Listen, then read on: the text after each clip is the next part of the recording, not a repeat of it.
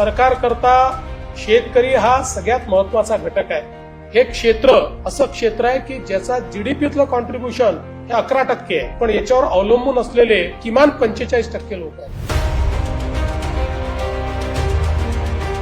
मागेल त्याला सौर कृषी पंप आज आपण देतो आहोत आणि एका महिन्यामध्ये 45,911 पंप लावून एक नवीन गिनीज बुकचा रेकॉर्ड आपण तयार केलेला आहे. That this record will be broken only and only by Maharashtra.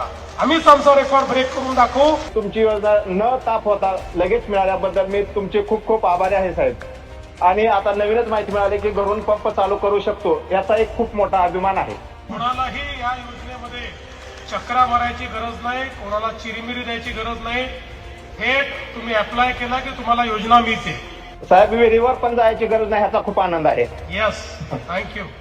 डाळिंबे वा, हा आता आम्ही तिकडे आलो की तुम्हाला डाळिंब खायला येऊ. आणि महाराष्ट्राचा अन्नदाता हा पहिला अन्नदाता असा बनेल की जो कुठलंही प्रदूषण न करता त्या ठिकाणी अन्न उत्पादन करतो आहे आणि आपलं अतिशय चांगल्या पद्धतीनं शेती करतो आहे. आपलं सरकार असं आहे, शेतकरी जेव्हा जेव्हा अडचणीत आला तेव्हा तेव्हा त्याला आपण मदत करतो.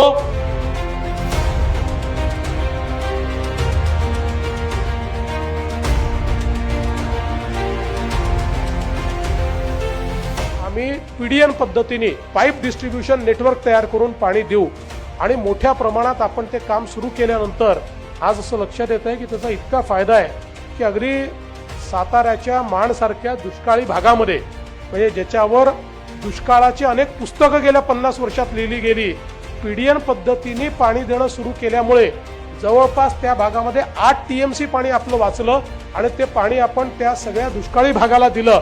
आज तो सगळा भाग पाणीदार झालेला आपल्याला पाहायला मिळतो.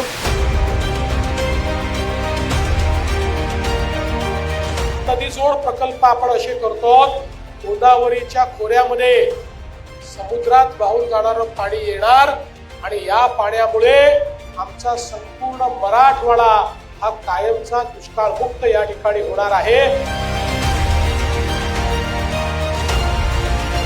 शेततळे करायचे आहेत, ड्रिप इरिगेशन करायचं आहे, अवजारं घ्यायची आहेत, ट्रॅक्टर घ्यायचा आहे, शेडनेट करायचं आहे. अशा इन्व्हेस्टमेंट करता 5,000 कोटी रुपये वर्षाला ऍडिशनल इन्व्हेस्टमेंट करू, ज्यातनं क्लायमेट रेझिलियंट शेती आपल्याला तयार करता येईल. मत्स्य व्यवसाय करण्याकरता शेतीच्या दरानं कर्ज उपलब्ध असेल, मत्स्य व्यवसाय करता अनुषंगिक गोष्टी लागतात, त्याला प्रायोरिटी सेक्टरचं लेंडिंग असेल, अशा सगळ्या प्रकारचे फायदे हे आमच्या शेतकऱ्यांना त्या ठिकाणी मिळतील. आणि आज 1 वर्ष झाल्यानंतर पुन्हा एकदा महाराष्ट्राच्या जनतेला आश्वस्त करू इच्छितो, महाराष्ट्र आता थांबणार नाही. हा असाच पुढे जात राहील, पुढे जात राहील, पुढे जात राहील. आपल्या परिसरातील बातम्या आमच्यापर्यंत पोहोचवण्यासाठी स्क्रीनवर दिलेल्या क्रमांकावर संपर्क साधू शकता. दूरध्वनी क्रमांक 9833235011.